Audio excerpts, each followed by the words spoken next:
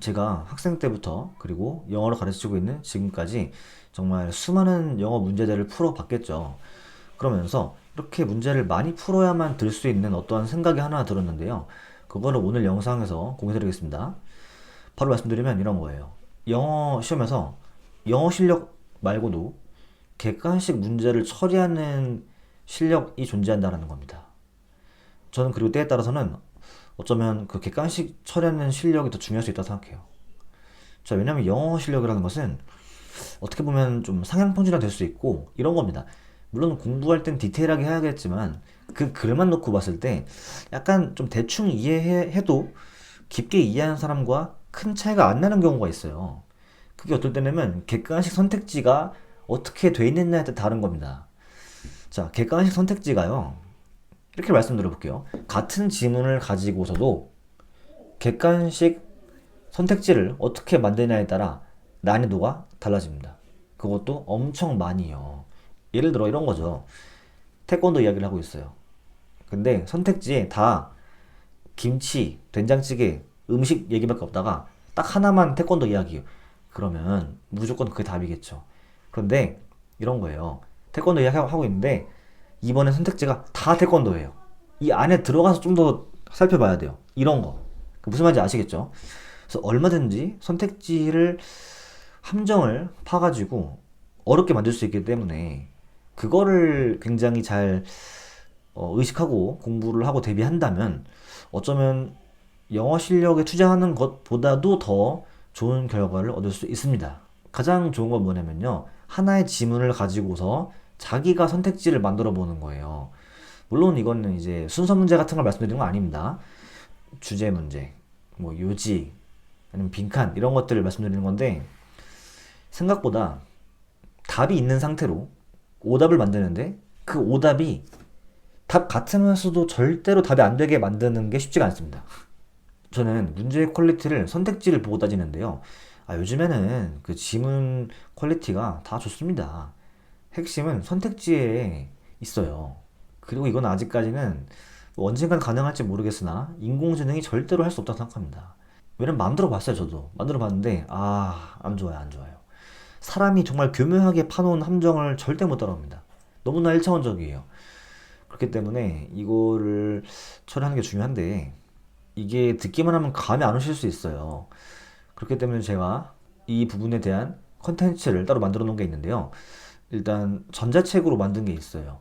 지금은 무료로 드리고 있고요. 아니면 특강으로 만들어 놓은 게 있어요. 물론 그것만 목적으로 만든 특강은 아니지만 그냥 영어 독해 특강이에요. 근데 그 독해 특강의 장점 중 하나가 바로 그 선택지를 심도 있게 본다는 겁니다. 이거는 그러니까 답이 만약 3번이에요.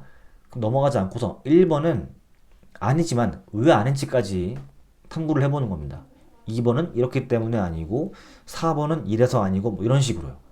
그러니까 이거를 특강을 들으신 건 좋긴 한데 자기가 스스로 해봐야 돼요. 그러니까 문제를 풀었어, 독해 문제 풀었어요. 답이 뭐 5번이에요. 넘어가지 말고 틀렸든 맞았든 그냥 선택지에 관심을 가지는 거예요.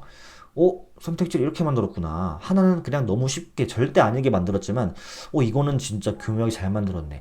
이런 느낌을 가지면서 공부해보잖아요. 그러면 많은 개수를 하진 못하겠죠? 대신 깊어져요. 깊이가 깊어집니다. 그렇게 정답률이 올라가는 거예요. 출제위원회 시선까지 올라가야 합니다. 가장 이상적인 건 출제위원회 머리 꼭대기 위에서 노는 거죠. 그러면 정말 마음이 편하고 안정적이 될 수 있기 때문에 꼭 해보세요. 객관식인 점을 이용하자고요. 주관식이었으면 엄청 어려웠을 문제도 객관식 5개 중에 고르는 문제면 의외로 쉬울 수 있습니다. 자, 왜냐면 5개 중에 다 헷갈리는 게 아니거든요. 아무리 많아도 한 두세 개 지워지고 진짜 헷갈리는 두세 개 남으면서 거기서 고민하는 거예요. 그러면 이게 영어 실력과는 별개로 그 두세 개를 처리하고 분별하고 그런 능력도 되게 중요한 건데 제가 느끼기로는 대부분은 그 지문에만 머무는 것 같습니다. 뭐 단어 외우고 문법하고 문장 구조 파악하고 중요한 것들이지만 너무 그것만 있다라고 생각하시는 것 같아요. 그래서 문제를 많이 풀어본 사람이 말씀을 드리니까 한번 이 말을 하는 거였구나 라는 느낌이 올 때까지 한번 봐보시고요. 만약에 좀 빠른 길을 가고 싶으시다. 그러면 제 멤버십, 채널 멤버십에 가입해 주신 다음에 9문장으로 끝내는 독해 특강 그게 있어요. 그걸 보셔도 좋고, 아니면 등급이 여러 개 있는데 방금 말씀드린 건 특강 수강권 회원분 들을 수 있는 특강입니다. 또 지금 말씀드릴 거는 마법의 물약 등급 회원분들께 드리는 자료가 있어요. 정답률을 올려주는 마법의 물약. 그게 뭐냐면 영어 문제인데 한국어로 만들었어요. 그러니까 영어 모의고사 유형인데 한국어밖에 없습니다. 한국어로 영어 문제를 풀어보는 거예요. 그랬을 때 선택지를 일부러 두 개를 만들었습니다. 대신 그 두 개는 하나가 정답이고 하나는 절대 답이 아니지만 그 답이 아닌 것도 되게 겉보기엔 답 같아요. 그래서 그 고민을 많이 하게 만드는 이렇게 50문제가 있는데 그 자료를 공부해 보시면 제가 지금 하는 말이 어떤 느낌인지 바로 아실 거예요. 그리고 아, 이런 느낌으로 대비를 해야 된다고? 이런 생각을 해야 된다고? 이런 느낌 드실 거예요. 그러니까 관심 가시면 한번 투자해 보시길 바라겠습니다. 자, 또 그거 말고 제 컨텐츠 말고는 말씀드린 대로 그냥 독해 문제를 풀면서 분석을 해보는 거예요. 오, 이렇게 이런 자세로 잘 만들었네.